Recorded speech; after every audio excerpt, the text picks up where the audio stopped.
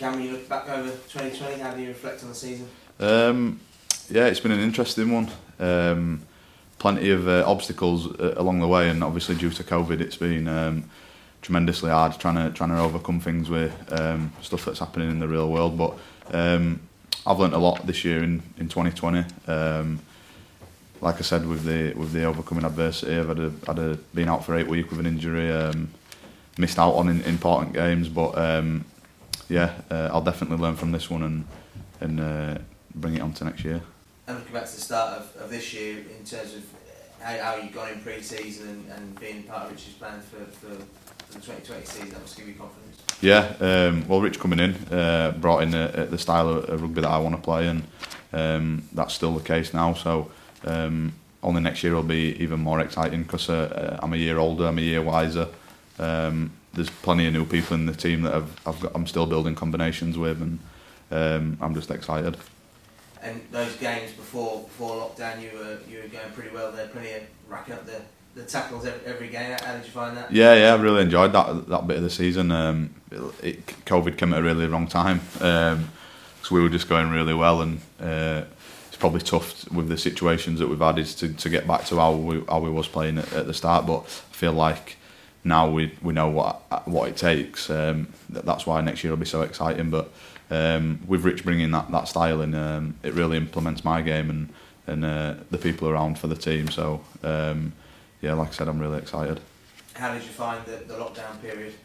Yeah, pretty tough because I like to be in and around people. I'm not a person who'd choose to sit at home and do nothing. So I trained with Mick and Carl and sometimes Gailey all the time. We went running and stuff like that. But it taught me a lot of things on how to look after myself and make sure I'm in the best possible shape. Whether that's my diet or just doing day-to-day things like that I need to tick off for my mental health as well. So it taught me a lot of things, but it was also very tough at the same time. Do you think becoming more self-reliant will help you to build that resilience going forward? Yeah.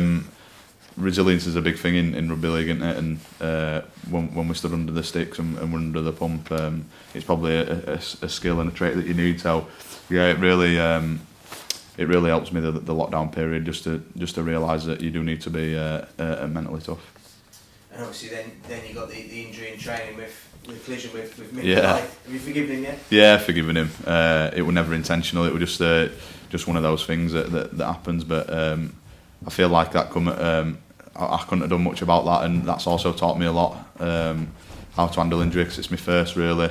I've had long-term injuries before, but never when I'm playing regular first team. So I have forgiven him, but it couldn't have come at a worse time than it did. So we'll just learn from it. And you just ran out of time really to work your way back in the team for Wembley. How tough was that, missing out on the final? Yeah, extremely tough. The toughest period of my life probably. I've never really experienced anything like that. But like I said, I probably didn't have enough time, and it was probably a wake-up call for me to realise that maybe I'm getting too comfortable. Maybe I'm taking playing in the Rhinos first team for granted, and I need to do everything that I possibly can to play for this great club. So even though it was the worst part of my career, it's also taught me a lot. It taught me that sometimes things don't go your way. There's no point sat around sulking, and the better players and the people who go on to be more successful are the ones that react the best. So it'll only be the fuel to hopefully win more silverware. I know you spoke about at the time, but players like Kevin Sinfield, Danny Maguire, Barry McDermott all missed out on cup finals themselves in their careers. Yeah, well I've had plenty of conversations with Kev recently, and I suppose tons of people can say that to me, and that doesn't really ease the pain that I was feeling, because I'm not any of them players, and I'll have my own pathway and my own way hopefully to the top. So I'll use it as fuel, and it's good that I've got people around me who have had that experience and gone on to achieve ridiculously good things in the sport. And for you personally, do you feel you're, compared to where you were, say, today to a year ago, you're in a strong position now to kick on in 2021? Yeah, massively.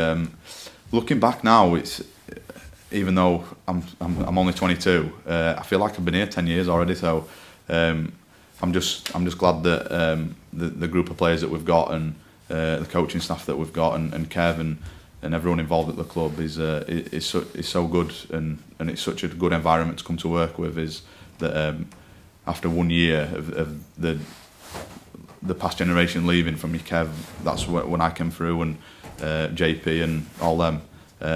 Now we've got a new grit of players who we're fairly still new to each other. I'm massively further on than when I was a year ago. That's on the field and off the field. Yeah, and Kev's worked hard to get that group of players all signed up. You've signed a new deal, Mikolai. Actually, it must feel good as a group of players, you're all committed to each other to drive this thing forward. Yeah, well, when we spoke after the Catalan game, after the Catalan loss, we just spoke about how it's been a really tough year, and we can throw every excuse in the world at there, but we won't, because we're just excited, and obviously we're a new bunch, but there's plenty of young, exciting talent in the side, and I'm just blessed to be a part of that, and hopefully I can just play my small part in that and get this club back to where it belongs, lifting silverware.